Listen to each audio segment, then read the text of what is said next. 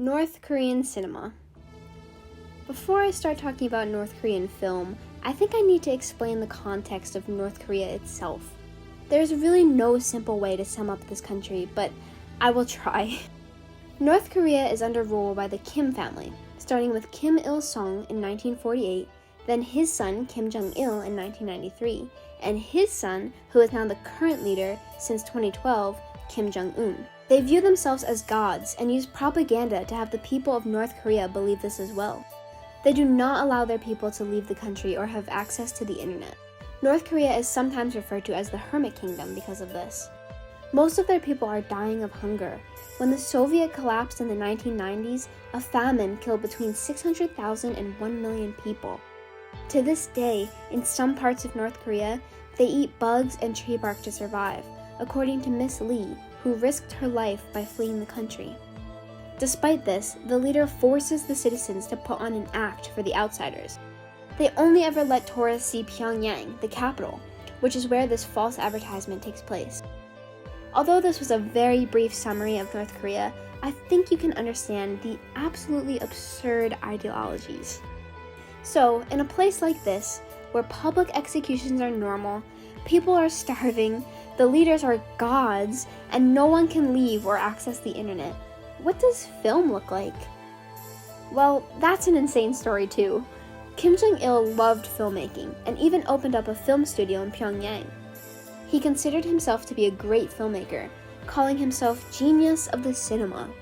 He even wrote a book titled On the Art of Cinema. This book basically became rules for North Korean film. Kim Jong-il has been credited with literally every behind-the-scenes role. I mean, from a director, a producer, a financier, a costume maker, set designer, screenwriter, cameraman, sound engineer, and film theorist? Because he loved movies so much and enjoyed filmmaking, his next goal was to make something that was internationally acclaimed. How did he attempt to accomplish this? Let's think back to how this nation functions and the absurd ideas it has. I don't think it was Kim Jong-il's innovative ideas or forward thinking that got him internationally acclaimed. Actually, the North Korean people think he invented the idea of using 2 cameras, so he definitely needed help. So he called up some international filmmakers and asked for paid assistance, right? No. He actually kidnapped director Shin Sang-ok and his wife Choi Eun-hee from South Korea. So let's take a step back. Choi Eun-hee was a very big actress in South Korea. Kim Jong-il hired a Russian agent to kidnap her in Hong Kong, which would lure her husband Shin Sang-ok to look for her and be kidnapped as well. At first, it was demanded that they make propaganda movies, but they refused. This caused them to remain in prison for years. After some time, Kim Jong-il said that Sang-ok could make any type of movies he liked and was released from prison. For 8 years, they were closely watched and could not leave North Korea. During these 8 years, Sang-ok produced 7 movies. The final one was Polgasari, released in 1985. I'm not sure how to explain Polgasari, except maybe socialist Godzilla that eats metal and sounds like a squeaky toy. It is actually so similar to Godzilla that the actor in the Polgasari suit is the same guy who acted in the Godzilla outfit. It's difficult to find a clear meaning in this film, and even Sang-ok mentioned that he did not intend any ideologies. It was simply a monster movie. With that being said, socialistic ideas are still present in the story. The special effects are pretty bad. To be honest, this film looks about 20 to 30 years older than it actually is.